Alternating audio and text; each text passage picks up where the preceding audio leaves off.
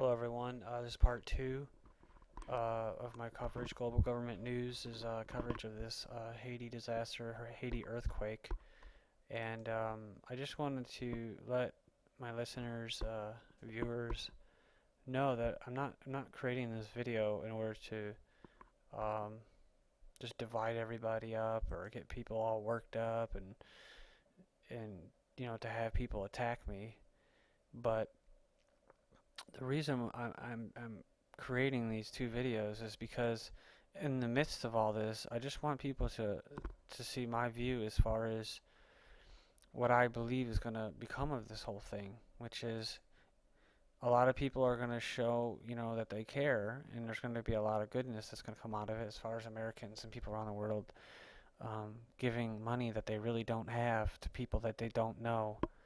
I mean, that's a pretty selfless, very empathetic thing to do, and like I said, that's good. But what I see is with everything is New World Order. I see New World Order everywhere and everything. I can't even watch TV without seeing the New World Order. I can't even um, go on this site without seeing, like, here, UNICEF, earthquake in Haiti. This picture is probably from 2 years ago, or the last, you know, um, tsunami, or not tsunami, but the last hurricane that they had. And it's a eugenics front. And you see the first people that come waving in are the eugenicists, the Bill Clintons, the UN, the Bushes, and they're not about saving people. They're about killing people, and this is the truth of the matter. So when it's all said and done, after all this money and all this effort has poured in to this small, very small, highly populated area, um, you're going to see that it hasn't gotten any better. There may be more government, um, but it's not going to be better. It's going to look the same way, and as fast as all this effort came in, will be as fast as it leaves, and it'll be the same as it was before.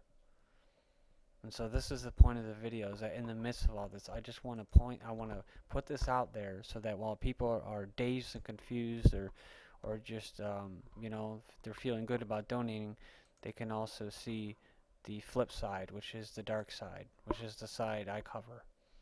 And nobody wants to admit it, but eugenics does take place in this world, and the people that are in charge of it is the United Nations under UNICEF, um, and the World Health Organization. And so, without even going into the whole conspiracy theory about this actually being a man-made earthquake created by HARP, which there is a HARP website, a HARP site right there in Puerto Rico, right next to Haiti, and not to say that it was also 10 miles, 10 kilometers deep, which is most of the HARP, or supposed HARP earthquakes are 10 kilometers deep. I'm not even going to go into that. I'm just going to say that this was a legitimate bad earthquake, and that in the follow-up to it is going to be eugenics, and that they don't really care about saving lots of people. So it's about saving their reputation, and just to be nit and gritty about it, uh, it is the view of the eugenicists and the world government, the United Nations, and that to, instead of killing people directly, well, they do that. They do that.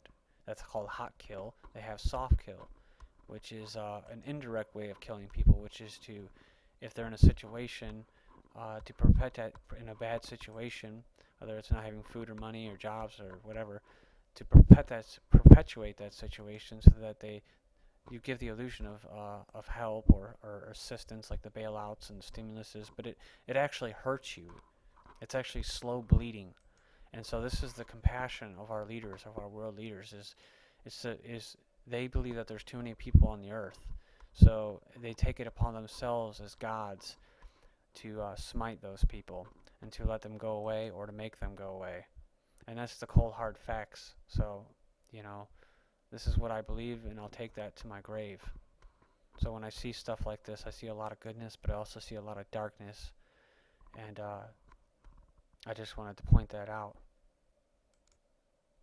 So I'm going to get to this last article here. It was also by Time. CNN, and it says the U.S. military in Haiti, a compassionate invasion. Louisiana became the 18th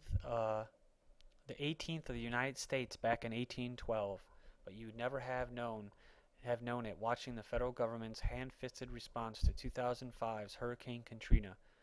The Obama administration is doing things differently. Haiti, for all intents and purposes, became the 51st state at 4:53 p.m. Tuesday, in the wake of its deadly earthquake. It's not really a sentence, but if not the state, then at least a ward of the state, the United States, as Washington mobilized national resources to rush urgent aid to Haiti's stricken people. Quote, our nation has a unique capacity to reach out quickly and broadly and to deliver assistance that they can save lives, President Obama said Friday. The responsibility obviously is magnified when the devastation that has been suffered is so near to us.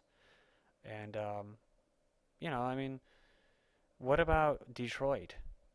What about the people that are actually citizens of the United States that are dying of malnutrition, that are dying because they don't have enough food, that they're living on the streets? And I don't want to get into this whole Marxist thing, but it's just like there's a lot of things that are going on at home here in America, and it's not good. And so I just wanted to say that as far as us being the saviors for everybody, we need to save ourselves.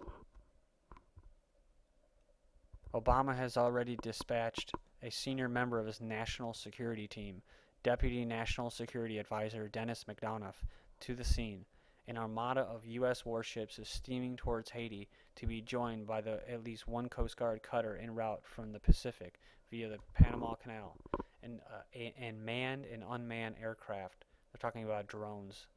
Within 2 hours of the quake, one of the globe's biggest warships, the carrier USS Carl Vinson, was ordered from off the Virginia coast towards Haiti, swapping its jet fighters for heavy lift helicopters as it steamed south at top speed. 3 ships, including the Vinson at the hospital ship USNS Comfort, boast state-of-the-art medical facilities that will care for injured Haitians. Thousands of troops are on their way to Haiti, or already there, running the airport and clearing the reports for many to follow up. Up to 10,000 troops will be in Haiti or floating just offshore by Monday. And they have Marines there, thousands of Marines, and they have Army soldiers. And this is all while Haitians themselves are running around with machetes and killing people and holding them up for food. It fell to the State Department spokesman P.J. Crowley to clarify the delicate point. We're not. He is just taking over Haiti. Strictly speaking, that's true. Haiti remains a sovereign country, and there's 9,000 UN peacekeepers already there. Of course, if they say peacekeepers and double think, that's it's the opposite. They're not keeping the peace there. That's their job. But as death stalks those smothered beneath the rubble of pancake buildings and poor sanitation triggers outbreaks of dysentery and other diseases, one nation in the world has the muscle to quickly make the difference. That's why the U.S. is racing to aid the poorest nation in the Western Hemisphere.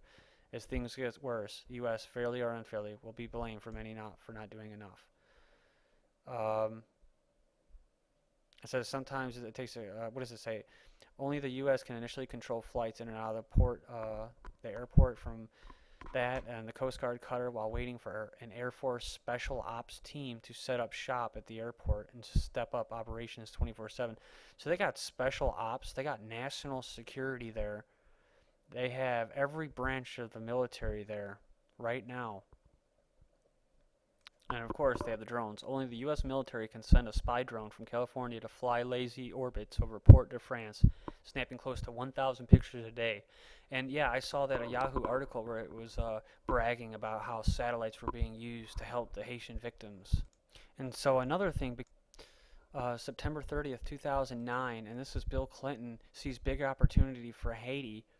And down here it says he used the appearance for something. He says he also used it for his visit to reiterate his support for temporary protected status, which will allow undocumented Haitians to temporarily stay and work in the United States. And he says, not a week goes by that I don't push for this, he said. And he got it. So all the people that are living in Haiti right now will get federal benefits, they'll get work visas and whatnot. So the moral of the story is to be prepared, prepare yourself, have food, water, and take care of yourself, your community. and don't rely on the government.